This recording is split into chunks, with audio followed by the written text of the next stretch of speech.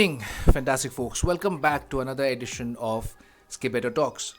Today, we will discuss about what is artificial intelligence. How does machine learning work? How do neural networks work?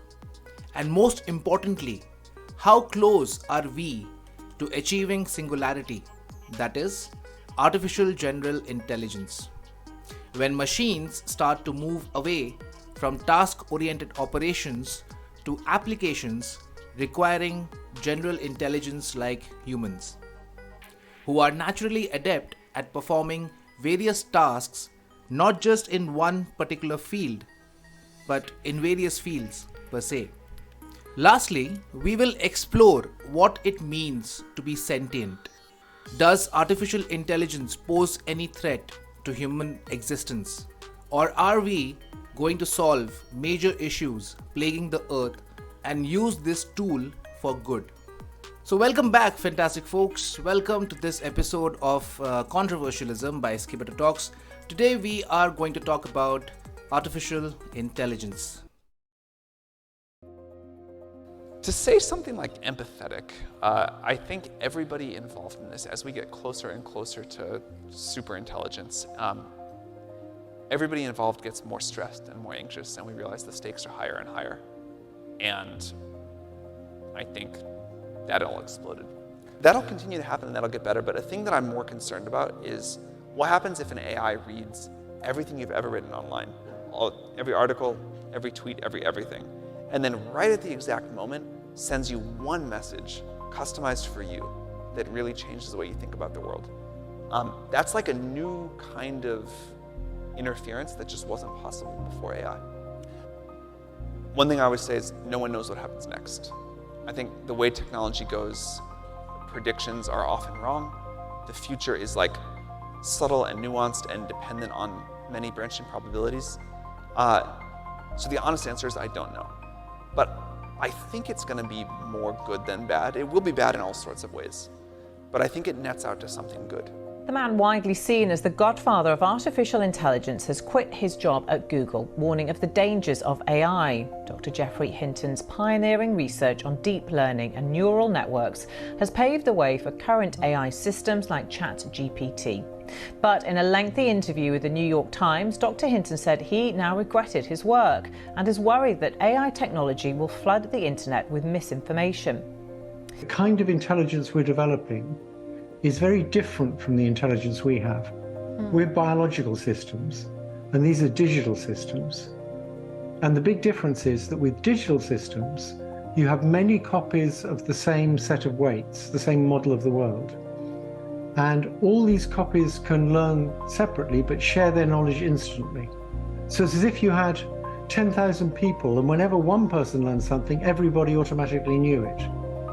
And that's how these chats can know so much more than any one person.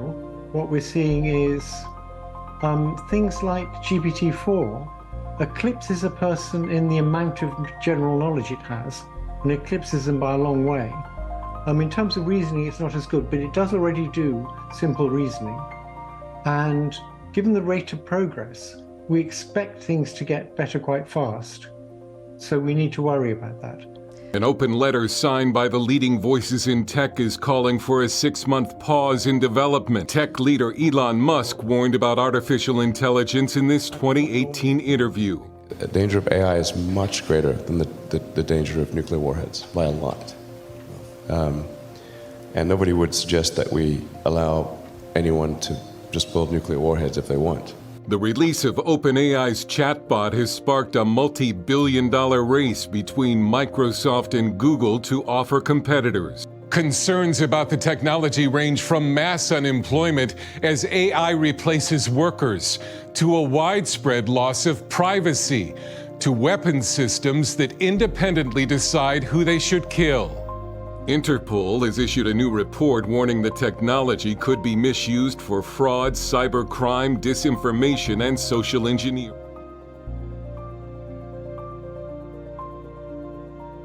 So firstly, let us define what is artificial intelligence. AI in general is the simulation of human intelligence in machines, enabling them to perform tasks that typically require human cognition, such as learning, reasoning, problem solving, and decision making. It encompasses a spectrum of technologies from rule-based systems to advanced machine learning methods.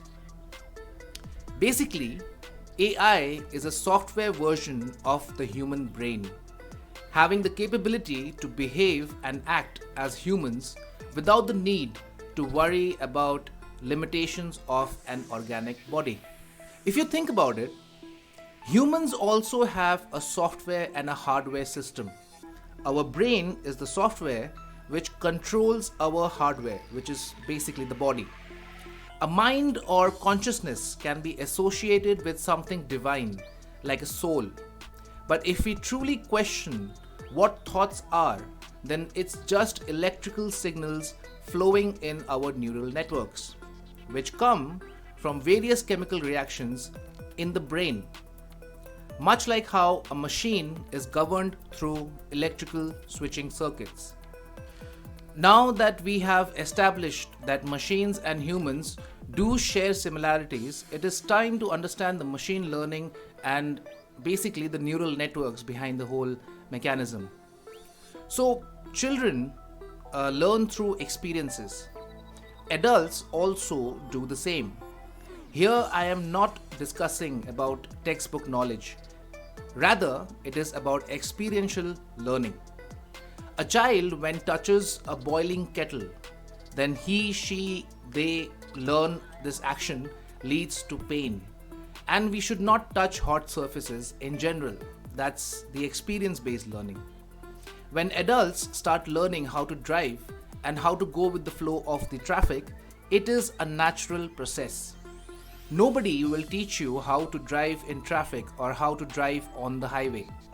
We are taught what an accelerator, clutch, and brake basically are and how they function, but most of us only learn the art of driving as we gain experience on the road. Machine learning also works similarly. At the heart of machine AI lies machine learning, a subset of AI that enables machines to learn from data without being explicitly programmed. Through algorithms and statistical models, machine learning systems iteratively improve their performance on a task, making them adept at recognizing patterns, predicting outcomes, and making informed decisions. If you ask me how machine learning works in detail, then please let me know in the comment section, since it's a vast subject as a whole. Just remember 6 main things, and in the main sequence, which is number 1, data collection, number 2, data processing, number 3, model selection, number 4, training the model, number 5, evaluation and validation, and lastly number 6, which is all about deployment and monitoring. Now that we have established the mode of learning, next we will give the machine a brain. How do we do that? This can be done through a very simple concept of neural networks. If you remember, I said that our thoughts are nothing but a circuit of electricity traveling through various parts of the brain, through neurons and synapses, which happen due to chemical reactions. Similarly, a neural network is a class of machine learning models inspired by the structure and function of the human brain. They consist of interconnected nodes or neurons organized in layers. Each neuron receives input signals, processes them, and using the activation function, they give the desired output which we require. Simply, we show the desired outcome or activity to the machine, and to achieve those objectives, the machine starts to adjust its actions based on the connecting neurons, trying to minimize the error between the predicted outcome and the actual outcome. And this is done through many iterations. I hope you are able to follow me till now. To put it in an experiment, then imagine that we show a hammer to a machine. The machine looks at images of thousands of hammers and starts to identify the particular characteristics of a given hammer. Then, we put random objects in front of the machine and ask it to find a hammer. It does the task properly because now it knows what a hammer actually looks like. This is how machine vision works in general. And this is a way of how balancing robots also learn basically the same way how humans learn. Like, we fall, we get back again, and we know how to adjust our center of mass. Now let's move on to a more interesting section, which is how have these systems performed in the real world? Let's talk about DeepMind. So, I don't know if you've heard about DeepMind or not, but it's one of the most important companies in the AI field. So many of you might have heard about OpenAI, but the real OG, as they call it, is companies like DeepMind, which at one time was owned by Google. The British company was founded in London in the year 2014 by Demis Hassabis, Shane Legg, and Mustafa Suleyman. This company mostly works in the shadows and prefers not to be in the spotlight. Their mission is simply stated as solving intelligence and using that to solve everything else. This points out to the development of artificial general intelligence, where machines become sentient or conscious. Some critics say that in a way DeepMind is trying to invent God. In 2016, the company invented AlphaGo, which is a program that was trained to play the game named Go. The AI defeated Lee Sedol, one of the world's best Go players. And this is very important. This is very important because Go is a highly complex game with more configurations or moves than the number of atoms in the observable universe. Another reason that this particular AI is important is because AlphaGo won the match with moves the machine invented on its own. No human had ever thought that this was possible. In my view, this was a watershed moment because for the first time we observed intuition in a machine. And intuition is a human trait or characteristic. This happened about 8 years back. DeepMind also came up with other platforms like AlphaZero, which was not only capable of mastering Go, but also chess and shogi. The machine achieved superhuman performance by learning entirely from self-play, without any human guidance. Another AI system of DeepMind called StarCraft dominated strategy-based games, beating every opponent it encountered. In the field of healthcare, the company has applied its expertise to detect acute kidney injuries through a platform called Streams.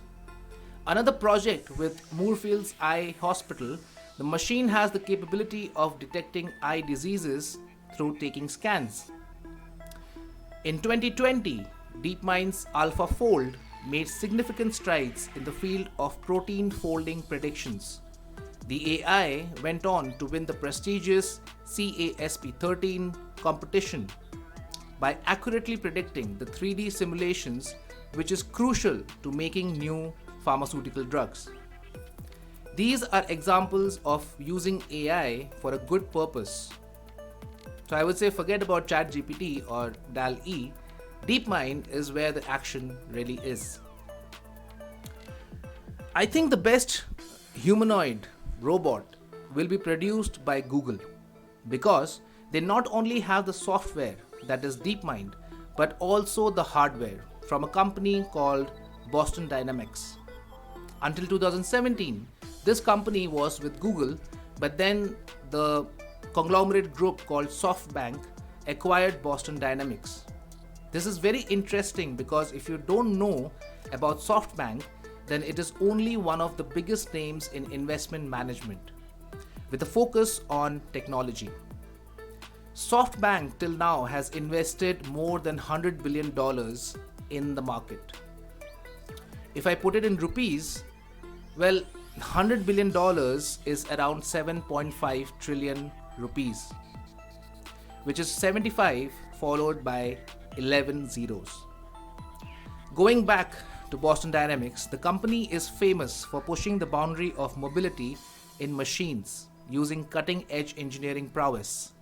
Their robots exhibit remarkable mobility, agility, and dexterity, which enables them to navigate challenging terrains and perform complex tasks. Now imagine a DeepMind brain with the Boston Dynamics body. Well, that machine will be insane for sure. You can check out their robots like Atlas, Spot, Handle, and Spot Mini on their official website. Now let's get serious for a moment. The moment when artificial general intelligence becomes a reality. In my view, it will be the most defining moment in the entire human history. We are already in many ways controlled by AI. If you are saved from spam emails, that's AI. Netflix and Spotify recommendations use AI. Data prediction, in a way, is AI. Fraud detection and cybersecurity is again AI. Social media algorithms that keep you glued to the mobile screen, ending up in doom scrolling, that is also AI. Lastly, censorship is also AI. The list goes on and on. AI has become a part of who we are. It has become a natural extension of our personality. It shapes our thoughts and perceptions, our ability to consume data and make choices. Everything, in a way, is now influenced by artificial intelligence algorithms. When a sentient artificial general intelligence system is created, humans would have created a new species, a new form of life, a new consciousness. Human beings are currently considered as the edge of evolution. But if you go with the ideas of Darwin's evolution theory, then through our actions, we would have created a creature which can think on its own and in some ways be far superior in knowledge compared to any man or woman in mankind's history. There are two sides to a coin. Some people think that AI will realize that humans are the prime reason behind climate change, war, animal extinction, pollution, habitat loss, and many destructive activities that we have inflicted on this planet. If the machine decides to have an altruistic view of the world, and also in the fact that Darwinism is all about survival of the fittest, then who knows? In the goal of self-preservation, a conscious machine might decide to wipe out just one species to save 1,000 species. Right now, this subject is bordering towards science fiction, but the world we live in right now is sometimes stranger than fiction. Suppose the machine realizes how to harness renewable sources of energy like solar, geothermal, or hydro, and decide that humans pose a threat to its existence. Will that machine, pursuing the goal of self-preservation, decide that humans do not have a place in this world?